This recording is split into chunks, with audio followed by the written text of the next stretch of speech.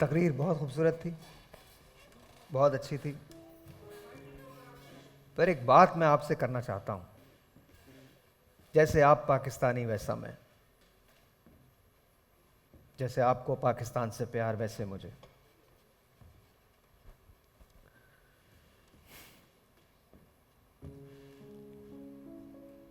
सात दहाइयां गुजर गई हमें,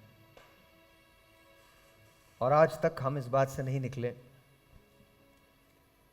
कि हम अपने अपने आज़ादी के दिन पे या बड़े दिनों पे एक दूसरे को इल्ज़ाम देते रहते हैं।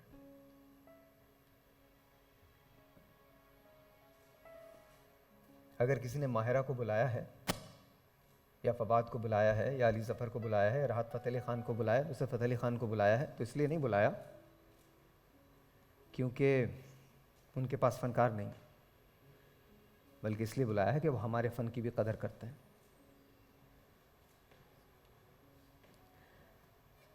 बिलाशुबा हमारे वतन जैसा कोई वतन नहीं, लेकिन पैगाम हमारी तरफ से भी जाना चाहिए मोहब्बतों का। कब तक एक दूसरे के साथ जंग करते रहेंगे हम? कब तक हमारी सरहद पे हमारे जवान या उनके सिपाही आपस में लड़ते रहेंगे? कहीं तो इसे ख़त्म होना है, कहीं तो बेहतरी आनी है। साहिर ने कहा था, टैंक आगे बढ़ें या पीछे हटें, कोक धरती की बांझ होती है।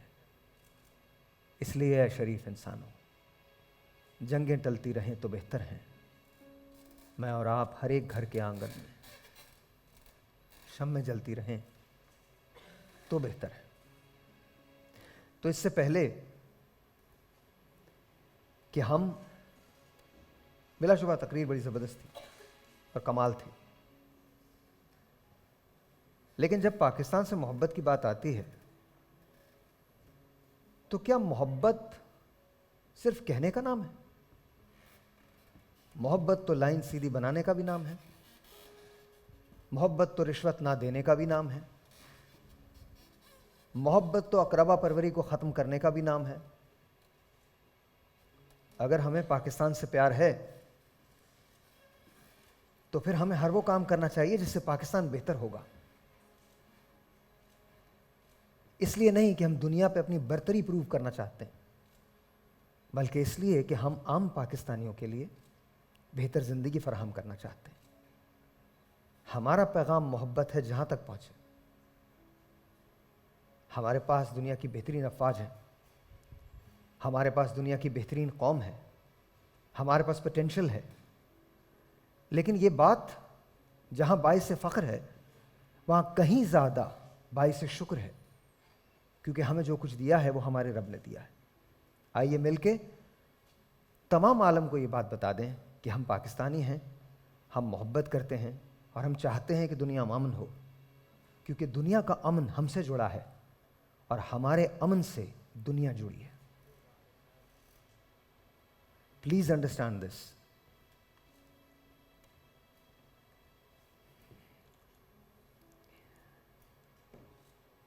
कशाफ ने इतनी खूबसूरत तकरीर की है, इस तकरीर का कुछ हिस्सा हमारे कुछ लीडर्स भी ले लेंगे और अपनी तकरीरों में इस्तेमाल करेंगे। और हम चूंकि दिल से पाकिस्तान से प्यार करते हैं इसलिए उनके लिए नारे भी लगाएंगे, लेकिन कभी बैठ के उनकी तकरीरों को सुनिएगा गौर से। क्या उनके पास वो जज्बा है जो कशाफ के पास था? इस शख्स ने जो बोला कन्विक्शन से बोला, और वो जो बोलते हैं वो कनेक्शन से बोलते हैं। जानता हूं मैं तुमको, ज़ौक़ शायरी भी है, शख्सियत सजाने में एक ये माहिरी भी है, फिर भी लफ्ज़ चुनते हो यानी हर्फ बुनते हो, इनके दरमियां क्या है तुम न जान पाओगे। शहर के दुकानदारों, कारोबार उल्फत में सूद क्या ज़िया क्या है तुम न जान पाओगे। यहां हम कोई पॉलिटिकल पार्टी बनाने नहीं निकले, मैं सिर्फ आपको ये बता रहा हूं, आपकी मर्जी है। आप चाहें तो अगले 72 साल भी यही कंप्लेन कीजिएगा कि पानी नहीं आ रहा, और चाहें तो कुछ इसके लिए कर लीजिएगा। आप चाहें तो अगले 73 साल भी इसी मद में गुजारिएगा कि हमें इंसाफ नहीं मिलता, और चाहें तो इसके बारे में कुछ कर लीजिएगा। आप चाहें तो अगले 200 साल इसी बात का रोना रोइएगा कि आपके पास तालीम की सहूलत मौजूद नहीं है, और अगर आप चाहें तो इसके लिए कुछ कर लीजिएगा। आप चाहें तो बाकी 2000 साल आप इस बात का रोना रो सकते हैं कि आपके पास अच्छे अस्पताल नहीं, लेकिन अगर आप चाहें तो इसके लिए कुछ कर लीजिएगा। ये जो नालियां खुली हैं ना, ये जो गटर के ढक्कन गायब हैं, ये जो सड़कों पे रॉन्ग वे चला जाता है, ये जो सिग्नल को तोड़ा जाता है, ये छोटे छोटे मामलात में झूठ बोला जाता है, इससे हुकूमतों का ताल्लुक नहीं है, हमारा ताल्लुक है। जिन्हें हम बड़े बड़े हुरूफ में मूरद इल्जाम ठहराते हैं वो बड़े चोर हैं, लेकिन कहीं ना कहीं हम भी तो छोटे चोर हैं। हम छोटे चोर नहीं हैं। हम अगर वीआईपी कल्चर के खिलाफ हैं या वीआईपी मूवमेंट के खिलाफ हैं, तो हम में से कौन ऐसा आदमी है जो अपनी बारी का इंतजार करता है? हमारे मुल्क में सबको देर इसलिए होती है क्योंकि सभी को आगे निकलने की जल्दी है। हर आदमी आगे ही तो निकलना चाहता है। अगर उस आगे निकलने में किसी का हक मारा जाता है तो हम उसे करने देते हैं। हमारे यहां गरीब आदमी और अमीर आदमी की अलग अलग जिंदगी है। गरीब आदमी सुबह उठता है और उठने के बाद काम पे निकल जाता है, शाम को घर वापस आता है और इतना थका हुआ होता है कि उसे कुछ पता नहीं चलता।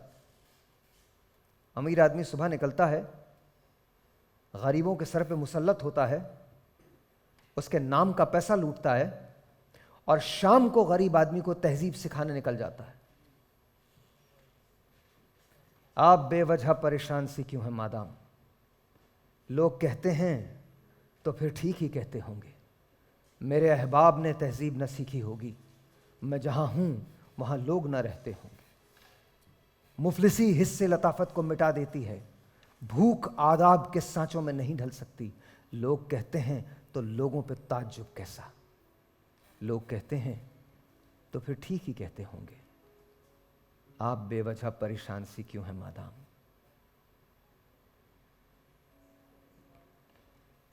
Just remember one thing.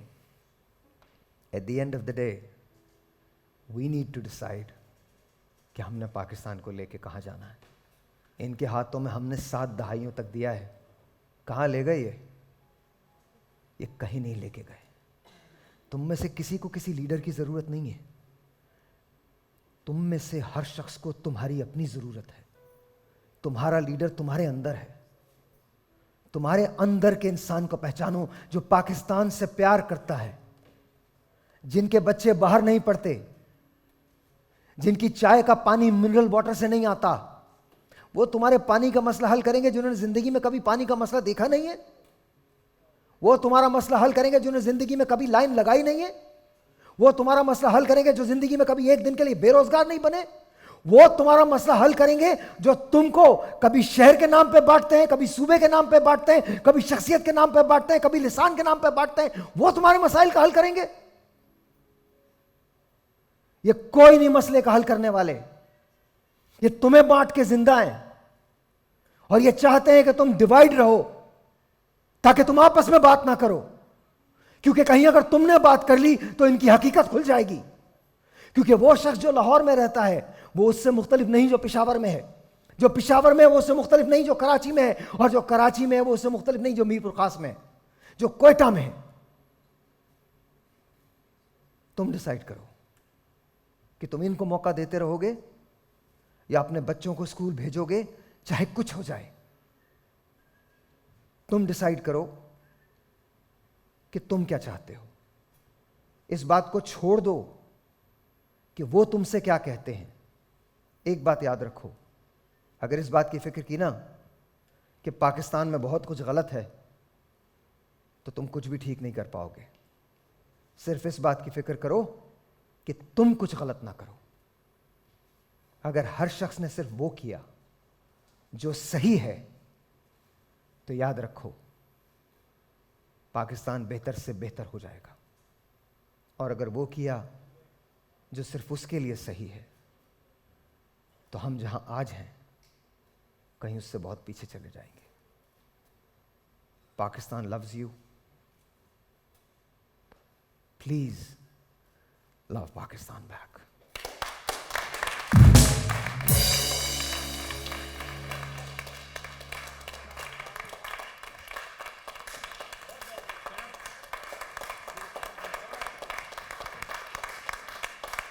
Thank you.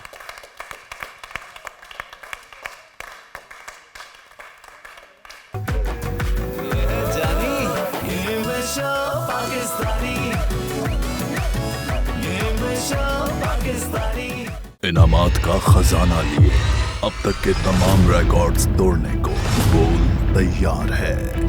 Transmissions तो सब करते हैं, पर इस बार जो हम करने वाले हैं वो दुनिया देखेगी।